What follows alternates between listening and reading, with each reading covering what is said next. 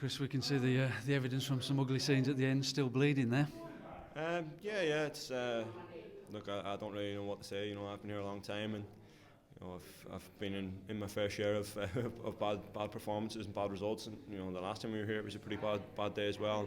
There's 4,000 people have come down today, and you go over to show a bit of appreciation. And I understand we haven't played well, and individually perhaps I haven't had my best game, but there's absolutely no excuse for what's going on today. And I hope whoever's on the way home that thought it was alright to throw coins at their own team has a good look at themselves tonight.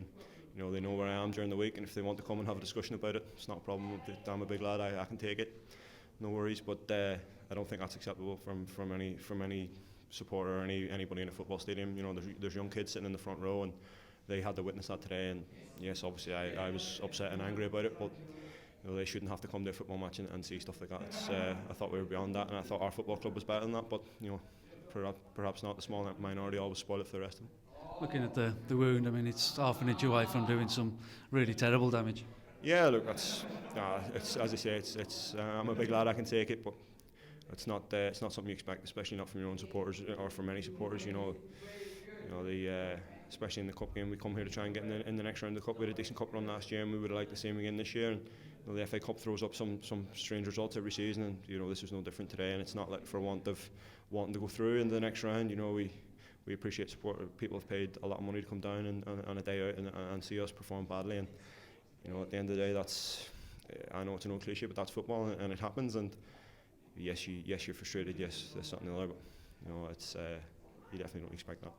Was a massively disappointing result, and I guess we kind of conceded the same goal twice, didn't we, really?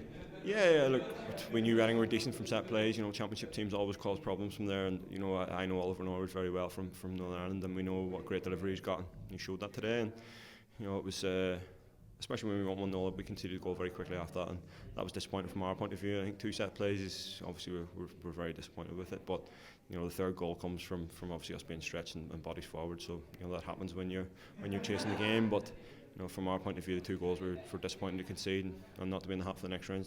Very disappointing. But obviously after the cup run last year and the Villa game, all everybody talked about was what happened afterwards. And unfortunately, I think it's probably going to be the same today.